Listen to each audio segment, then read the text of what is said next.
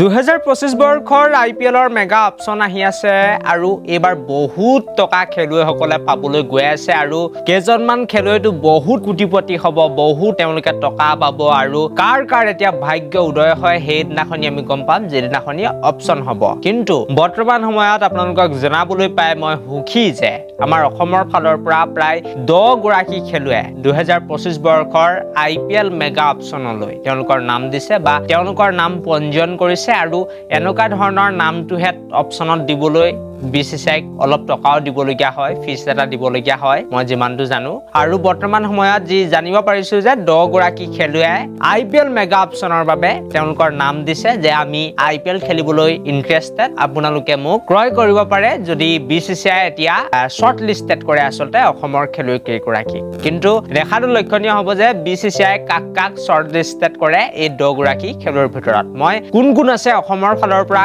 কাৰ নাম গৈছে হেতু জনাই দিব বিচাৰিছো তাৰ লগতে ভিডিওটো লাইক কৰি দিব লগতে চেনেলটো সাবস্ক্ৰাইব কৰি দিবলৈ নাপাহৰিব এনেকুৱা ধৰণৰ খবৰ খাতিৰ বাবে আৰু আপোনালোকক মই জনাই দিব বিচাৰিছো কোন হয় সেই কেইগৰাকী খেলুৱৈ আৰু কেইগৰাকী মান খেলুৱৈ একেবাৰে নতুন হয় মই আনকি ফাৰ্স্ট টাইম তেওঁলোকৰ নাম শুনিছো কিন্তু কেইগৰাকী মান খেলুৱৈ সিনিয়ৰ প্লেয়াৰ হয় অসম টিমৰ বহু দিন হ'ল তেওঁলোকে খেলি আছে কিন্তু IPL খেলিবলৈ পোৱা নাই পাব লাগে খেলিবলৈ সুযোগ কিন্তু নৰ্থ ইষ্টৰ হয় বাবে বা উত্তৰ পূৰ্বাঞ্চলৰ হয় বাবে তেওঁলোকে সুযোগ পোৱা নাই আৰু মই নাম কেটা আপোনালোকক জনাই দিব বিচাৰিছো ডেনিছ দাস অসমৰ বৰ্তমান সময়ৰ ষ্টেণ্ডিং কেপ্টেইন তাৰ লগতে ঋষভ দাস তেখেতৰো নাম বৰ্তমান সময়ত পঞ্জীয়ন কৰা হৈছে বা তেখেতে নামটো দিছে IPL খেলিবলৈ ইন্টাৰেষ্টেড বুলি কৈছে আৰু আগতো আমি দেখিছো যে ঋষভ দাসৰ নাম গৈছে ডেনিছ দাসৰ নাম IPL নিলামিলৈ ডাইৰেক্ট গৈছে কিন্তু কোনো টিমে নিকিনিলে বাৰু ইয়াৰ লগতে আৰু কোন আছে বুলি ক'লে আপোনালোকক জনাই দিব বিচাৰিছো যে আব্দুল আজিজ তাৰ লগতে ভাৰ্গৱ দত্ত আছে আৰু 2 গৰাকী খেলুৱৈৰ নামেই মই ফাৰ্স্ট টাইম শুনিছো উঠি অহা নতুন খেলুৱৈ হয় অসম টিমৰ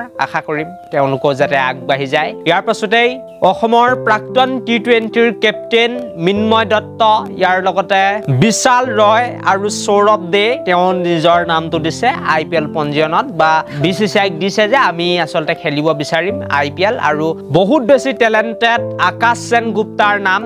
পঞ্জীয়ন কৰা হৈছে বহুত বেছি ভাল অলৰাউন্ডাৰ হয় ইয়াৰ লগতে মুখতাৰ হুছেইন আছে আৰু একেবাৰে হেখত ৰোহন টপ্পৰ নাম মই দেখা পাইছো আৰু কেইগৰাকী মান খেলুৱৈ কৈছিল যে একেবাৰে নতুন তেওঁলোকে নাম পঞ্জীয়ন কৰিছে কিন্তু দেখাটো লক্ষণীয় হ'ব BCCI শৰ্ট লিস্টেড কৰে নে নাই কাক আসলতে শৰ্ট লিস্টেড কৰিব এই 10 গৰাকী খেলুৱৈৰ ভিতৰত হয়তো 2 গৰাকী 3 গৰাকী মান খেলুৱৈকে ডাইৰেক্ট অপচনলৈ পঠিয়াব তেওঁলোকৰ নাম শৰ্ট লিস্টেড কৰি আৰু thank you for watching this video